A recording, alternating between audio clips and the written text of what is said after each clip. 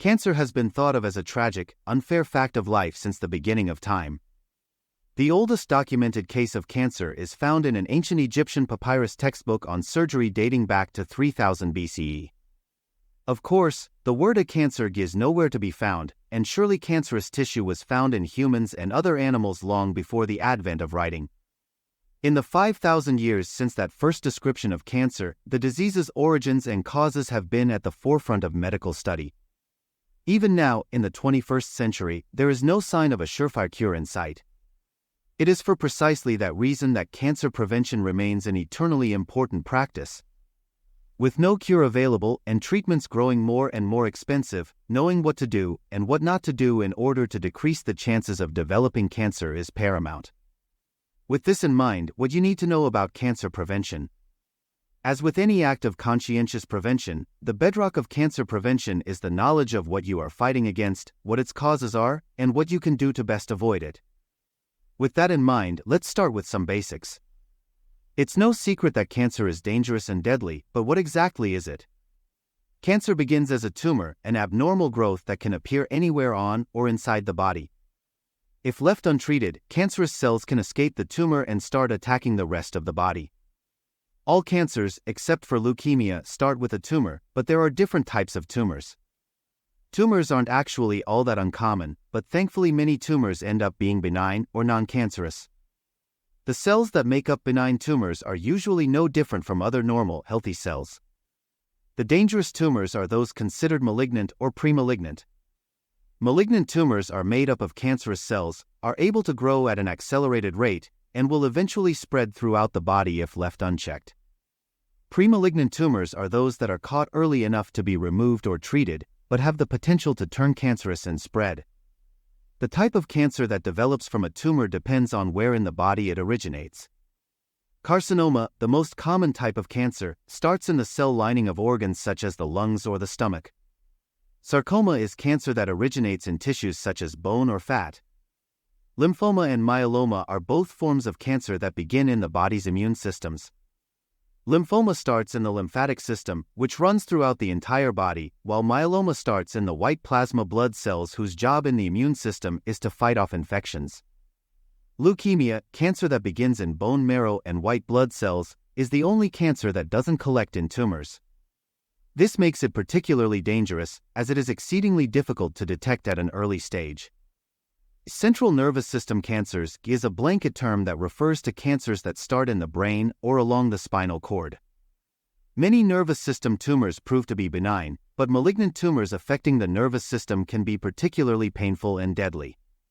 Cancer may seem like a tragic fact that affects the whole world equally, but that is far from the truth.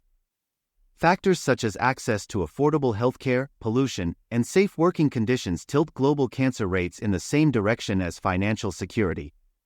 Indeed, 70% of the 10 million annual global cancer deaths occur in low- and middle-income countries and areas. Smoking tobacco accounts for a mind-boggling one-third of cancer deaths worldwide. Other primary causes are morbid obesity, a poor diet, and excessive alcohol consumption.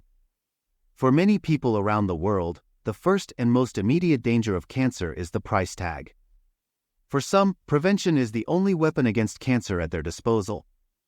In some places like the United States, the cost of cancer treatment is rarely less than $51,000. This daunting cost can make treatment an impossibility for the world's most vulnerable. Statistics taken from the United States in 2021 show that 67% of cancer patients who receive treatment survive for at least 5 years after their diagnosis. This percentage drops to 18% for those who live on for another 20 years after diagnosis. It is estimated that only 1 out of every 100,000 people diagnosed with cancer will survive if they are unable or choose not to receive treatment.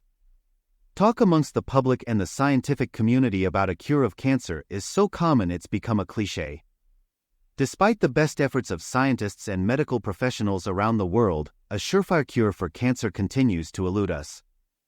With what we know about the cost of cancer treatment and the uncertainty of the treatment that is available, the old adage of prevention is better than cure begins to ring true. Prevention is undoubtedly the most feasible and effective protection against cancer. Making sure you're up to date with your vaccines can be your ticket to a cancer-free life. In particular, vaccinations against HPV and hepatitis B prevent tens of thousands of cancer diagnoses every year. Human papillomavirus, or HPV, causes 90% of all cervical cancers, while hepatitis B is the leading cause of liver cancer around the world. Prevention is synonymous with avoidance.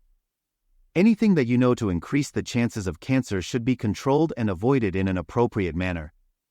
There are many risk factors that can lead to cancer, but they are mostly divided into two categories.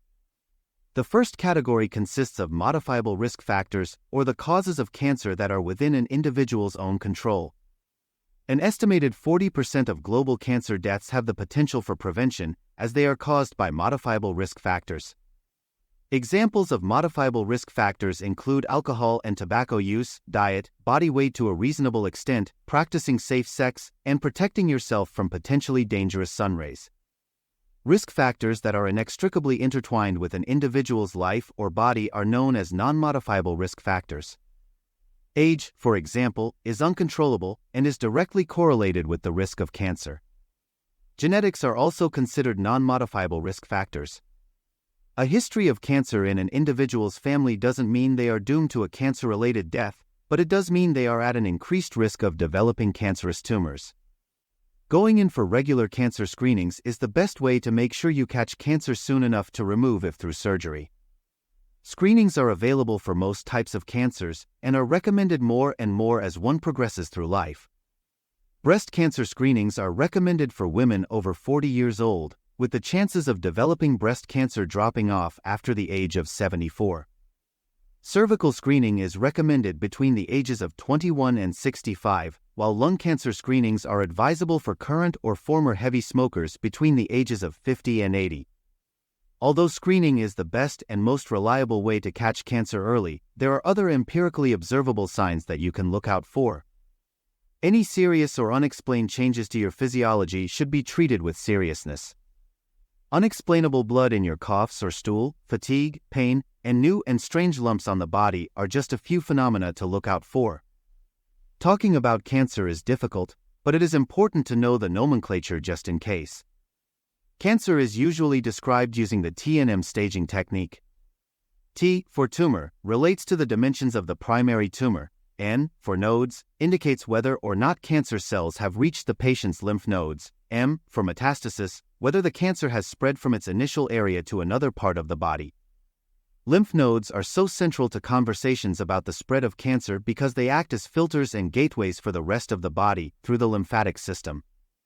Once cancer has reached the lymph nodes, the chances of it spreading to other parts of the body are much higher. In order to reach the lymph nodes and other parts of the body, cancer cells must go through a process called metastasis. Through metastasis, cancerous cells become able to break off from the primary tumor, travel, and reattach themselves somewhere else in the body. These new masses of cancer are known as metastases. Individuals diagnosed with cancer still have a wealth of tools at their disposal to fight and hopefully beat their disease. Apart from treatment, which is necessary, maintaining cancer prevention techniques can also help make recovery more likely. Unfortunately, it's a myth that positive thinking can have a physical effect on cancer cells. However, appropriate therapy, support groups, and productive talks about cancer and its myriad of side effects can have a life-changing impact on a patient's quality of life and reduce the risk of developing serious mood disorders such as depression or anxiety. Cancer survivors can have an incredible impact on cancer awareness and prevention.